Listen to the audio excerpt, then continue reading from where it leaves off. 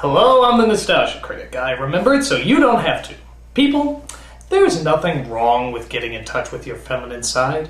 Unless you're a guy, in which case that makes you a pussy. But everybody has at least one movie that they've cried at. And for the most part, they were shown to us when we were little kids, for crying out loud. There's no doubt about it. Kids' films had some of the saddest and most depressing scenes in cinema history. For films that were supposed to be family-friendly, there's a lot of emotionally tormenting stuff that we were shown in our childhoods. Which is why today, I am bringing you the top 11 saddest movie moments from our childhoods. Why top 11? Because I like to go one step beyond. So, women, get out your tissues, men, prepare your sleeves. This is the top 11 saddest nostalgic moments.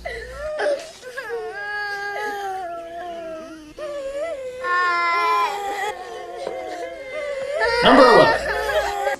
Saying Goodbye from Muppets Take Manhattan. You wouldn't think the Muppets would ever be able to get you teary-eyed, but at the scene where they all had to go their separate ways, it's pretty damn depressing. Saying goodbye, why is it sad? Makes us remember the good times we've had. Out of all the Muppet songs ever sung, this is by far the saddest, making us feel bad for a bunch of talking socks, for crying out loud.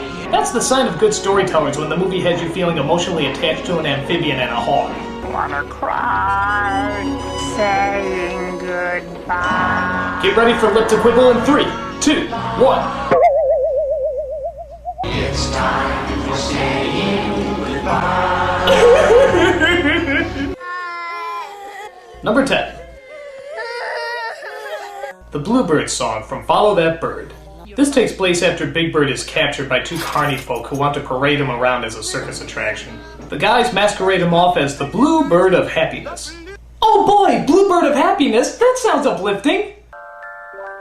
I'm a bluebird that's been dreaming of a rainbow I can follow to that old familiar place to be back home again. Sunny days. I mean, geez, this is pretty damn depressing for a Sesame Street movie. All that's missing is for a single tear to fall down Big Bird's eye. Oh, that's just too much! If you're not crying by the end of this Bluebird song, get your eyes checked. Number 9. Death of Littlefoot's mother from The Land Before Time. Let's face it, dinosaurs are always going to be cool, but who would have thought you could actually feel sorry for them? The Land Before Time had a lot of depressing moments, but the saddest one of all is when Littlefoot's mother fights off the evil Tyrannosaurus Rex and sacrifices her life in the process. Dear sweet Littlefoot, do you remember the way to the Great Valley? I guess so. But why do I have to know you're gonna be with me? I'll be with you, even if you can't see me. Mother? Mother? Oh, for crying out loud, how can a movie make me feel bad for something that died eons ago? Like this! Not fair. Number 8. An American Tale. Just an American Tale. Everything about this movie is depressing. I'm surprised everybody didn't get depression just from watching it. The story is about a little mouse who gets separated from his family while moving to America. The family thinks he's dead, but the mouse continues to look for them anyway. And the rest of the movie is a fucking tease. He thinks he hears his father's violin, but it's just a record player. He thinks some other mice can help him out, but they don't help him out at all. He thinks he found his family's house. Jesus! And on top of that, every other second he walks right past his family as they just barely miss each other. Just turn your head to the left, damn it! Papa! 5. No, go back!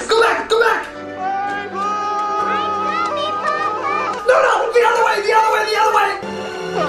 God damn it, just get together! Oh, thank God! This film was directed by Don Bluth, the same guy who directed The Land Before Time. His philosophy was that children can handle just about anything as long as you attach a happy ending. Fuck you, Mr. Bluth! I may be able to take it, but my therapy bills won't! Number 7. The ending of What's Opera Doc. This is considered one of the best cartoon shorts of all time. It was epic, beautiful, and of course, funny as hell. It was satirizing all the Wagner operas in both music and scope, but takes a real surprising turn at the end when Elmer Fudd, the god of lightning here, tries to strike down Bugs Bunny with all his lightning bolts. Strike lightning! Strike the rabbit! Oh boy, what's it gonna be like all crispy and black or something?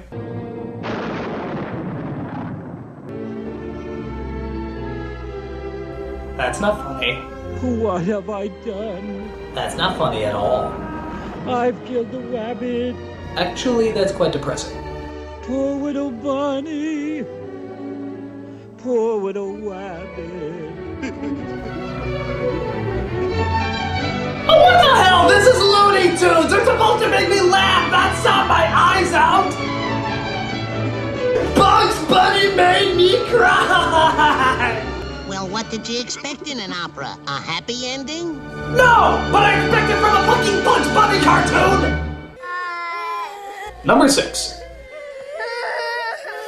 The Going Away Party from Snoopy Come Home. It's not like Charlie Brown was a very upbeat cartoon to begin with, so the idea of doing a whole section of the movie that was meant to make you feel sad is just downright cruel. The scene involves Snoopy, as he decides to leave home and go live with his original owner.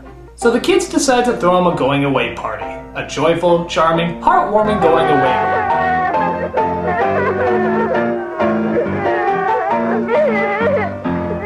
And if that's not bad enough, Charlie Brown sings about what it's like to say goodbye right after this scene. Just when you think that you know where you stand, that's when the scenery changes. You know what I need? I need more hellos. What is up with these people? They're supposed to entertain our kids, not depress the fuck out of them!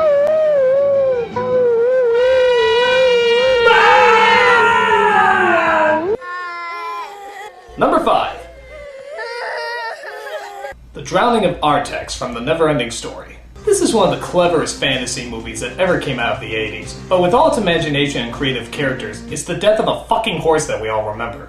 Apparently they're going through the swamp of sadness, where only those who let the sadness and depression get the best of them sink into the swamp. Thank God Stephen Wright doesn't go there. But wait a minute, the horse Artax starts sinking. Well, what the hell does that mean? The horse has depression? What the hell do you have to be depressed about? Artax, you're sinking! Sorry, Wilbur. I just don't think my mother ever loved me. Come on! Just found out my business went bankrupt. Artax, My girlfriend just left me. you're letting the sadness of the swamps get to you. Took all the oats. You'll have to try. And I lost my sister to the glue factory. Oh, please. Yeah, life's a bitch and then you sink. Artax! Sorry, Wilbur. Yeah, like I said, makes no fucking sense. But it's so sad! Number 4. The Death of Charlotte from Charlotte's Web. Okay, so maybe all spiders don't look quite as cute and lovable as Charlotte did. But that doesn't mean we weren't all affected when she spent the last few days of her life helping out a damn pig. It wouldn't be so bad, except she talks about her death like she's going out to the store. I'm done for, Wilbur. In a while, I'll be dead. Oh, well, I guess that's cool. What? And as if that wasn't bad enough, she actually sings a song before she died. The autumn days grow short and cold. Now that's the sign of a true hard-working entertainer. Working behind the scenes, never taking the credit, and leaving on a song. What a showman. Show spider. Charlotte? Charlotte! I'll never use a can of Raid again.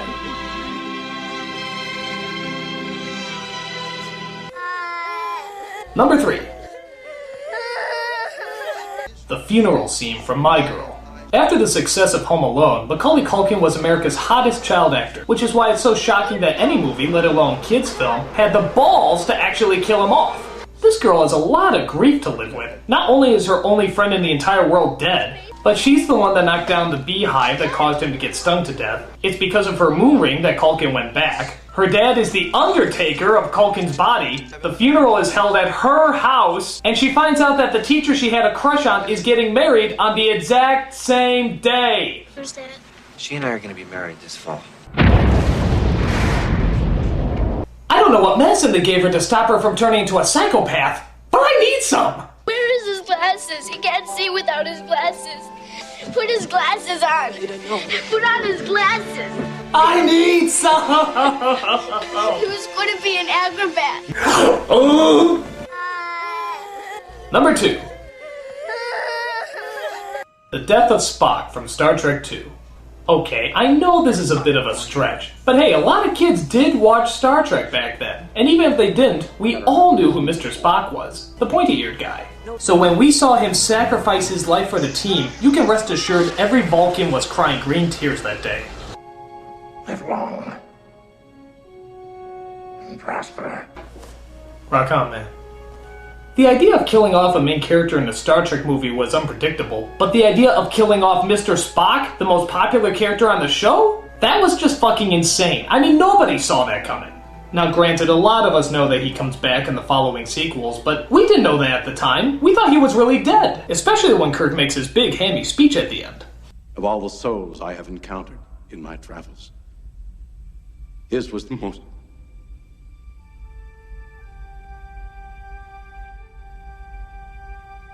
marketable. Human. Oh, that too. And to top it all off, Scotty plays Amazing Grace on the bagpipes, no less. This is so corny and yet somehow so friggin' sad. Oh God, Spock is dead. Goodbye, deadhead. Come back in Star Trek 3 and see me. And the number one saddest nostalgic moment is every single goddamn Disney movie ever made. I mean, what the hell is wrong with this company? In every other film, someone dies, someone leaves, someone's in a deep depression. I thought this was supposed to be Disney, the happiest place on earth. Happy like a bullet to the head. Like, remember this happy moment? No. How about this picker-upper? But I very seldom follow it. And let's not forget this cheerful memory. Disney is always associated with family entertainment, child-friendly fun, but I think they hold the record for the most crying scenes than any other studio. Oh, God! I think the saddest moments are probably the death of Simba's father, the killing of Old Yeller, and of course, Bambi's mom! This scene is so famous that people still talk about it, even to this day. In fact, there's a famous Animaniacs episode that satirized this emotionally crippling scene. Bambi's mom, she's... Actually, the funny thing is, have you watched this scene recently? I mean, okay, you got the mother's shot, the kid looking for her, and the father saying, Your mother can't be with you anymore. but watch what comes immediately after. What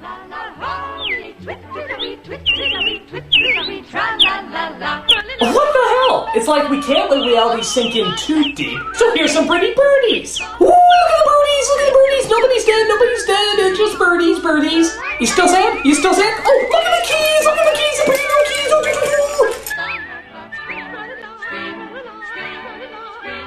Can you imagine if they did that with other Disney films?